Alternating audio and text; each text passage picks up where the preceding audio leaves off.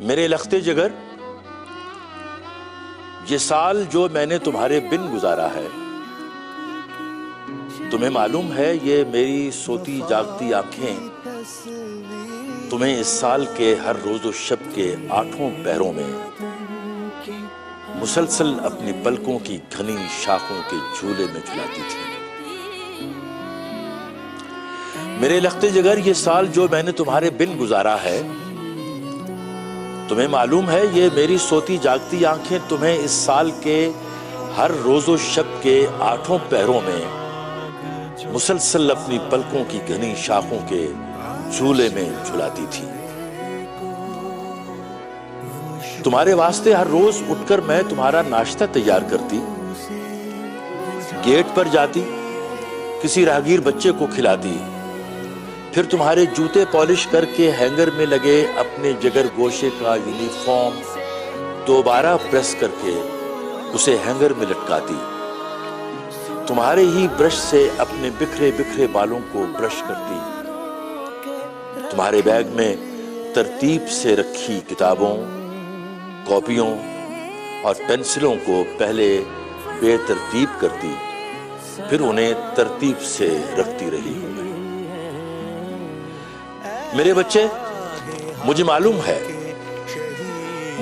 ہے تم مر کے بھی زندہ ہو، لیکن یہ جو میری پلکوں کی شاخوں پہ جگنوں سے لرزتے ہیں، نہ جانے یہ میری ممتا کی جگمگ کوٹھڑی سے کس طرح باہر نکل کر پلکوں کی شاخوں تک آ جاتے ہیں۔ میں تو کیا کوئی بتلا نہیں سکتا، مگر مجھ کو پتا ہے کہ اس گزرے برس کے 365 دنوں میں یہ جگنوں تمہاری روح کے اندر چراغوں کی طرح جلتے رہے۔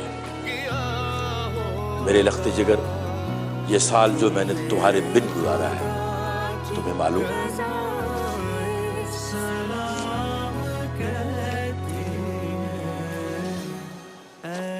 ایک شہید بیٹے کا خط اپنی ماں کے نام۔ میں خوش قسمت ہوں پیاری ماں، شہید ہو کر میں اس رتبے پہ فائز ہوں، تمنا جس کی اللہ کے رسولوں کے دلوں میں بھی دھڑکتی تھی۔ ماں، تو خوش قسمت ہے، تیرے دل کا ٹکڑا مر کے بھی زندہ ہے پیاری ماں۔ بہت روئی ہے تو ان 365 دنوں میں، تو بہت روئی ہے ماں۔ تیری آنکھوں کی جگنوں تیری پلکوں سے اتر کر میرے جسم و جاں کے اندر بھی چمکتے تھے، مگر اب نہیں رونا۔ میرے بستے کی پچھلی جیب کے اندر تیری اور میری ایک تصویر ہے جو میں نے کھینچی تھی، اسے تکیے میں سی لو ماں۔ میں اب ہر روز تجھ کو تیری ہی گائی ہوئی لوری سناؤں گا، اور اپنے بچپنے کی نیند کے آغوش میں تجھ کو سلاؤں گا۔